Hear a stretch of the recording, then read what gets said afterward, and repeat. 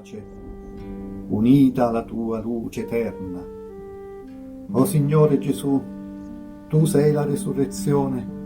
Chiunque vive e crede in te non morirà, ma vivrà in eterno. Sì, mia signora.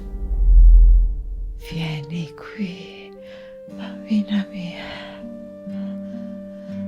a dirti il cammino. This piece is beautifully shot.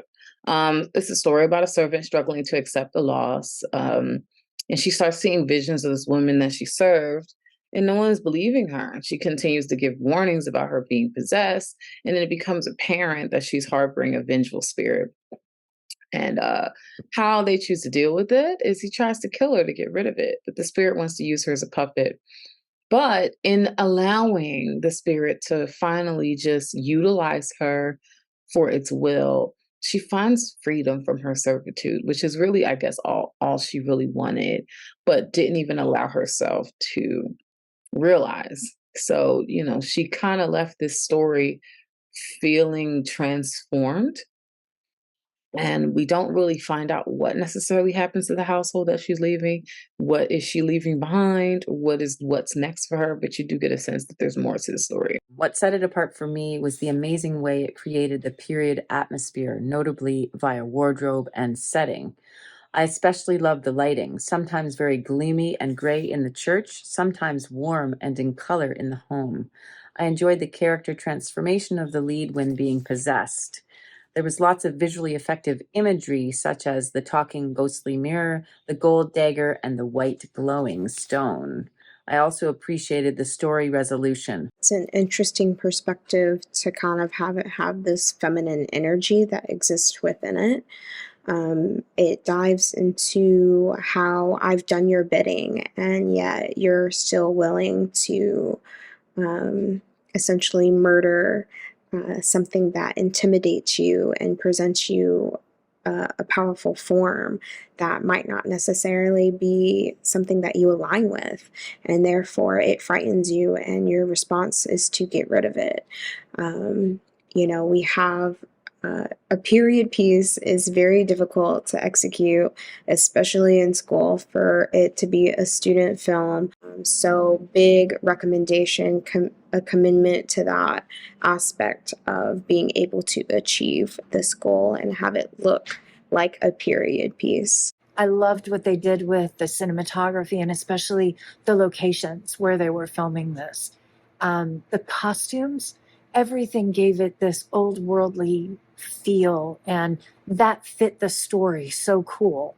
Special effects wise, they did such a great job with the special effects and the reflection in the mirror. Acting wise, fantastic. I totally believed that she was getting possessed by the spirit of her old mistress employer. I loved this. I thought it was really well done. This one was really fun. It was really tense. And I very much enjoyed that three-way power struggle where Bianca is basically, she's stuck in the middle of this feud that it isn't even about her. And you have all of these different sides trying to use her or get something from her to further sustain themselves.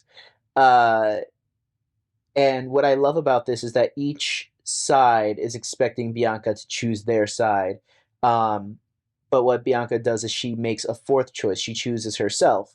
And I love when films do that, where they give you three options and your main character goes, I don't like any of those. I'm going to make my own option. Really intriguing, actually. The whole story, it kept building with the intensity where you couldn't look away. It was really, really well done. And it definitely wasn't expected. Nothing was. The costumes were on point and so was the location for the period time piece that this took place in. The fact that the character was able to go in and out, the actress playing a meek little girl to a strong woman, could go in and out of that so easily, showed how well done this was. It was a really moving piece of art. It was one that you could feel the actors' anguish in it. You could feel their frustration. You could feel every emotion they were feeling. I like the main acting overall, the fact that the character, there's a great chemistry between the characters, and you can tell on the screen, and this possession that we have, these scary scenes that we have in the house, it always gives you the feeling that there is something to be completed, like for the main character's quest, something that has to be completed. And I think this is what keeps you there, because as the character keeps growing, as the character arc keeps developing, you are fully into it, because it's easy to get attached to these kind of characters, mainly thanks to their story, but also to the great acting that we have. And I think overall it was also quite shivering at times. There are a few scenes that actually make you jump on the couch, and then on top of that, we also have great direction and cinematography, something that really keeps you there, something that really keeps you excited throughout the film.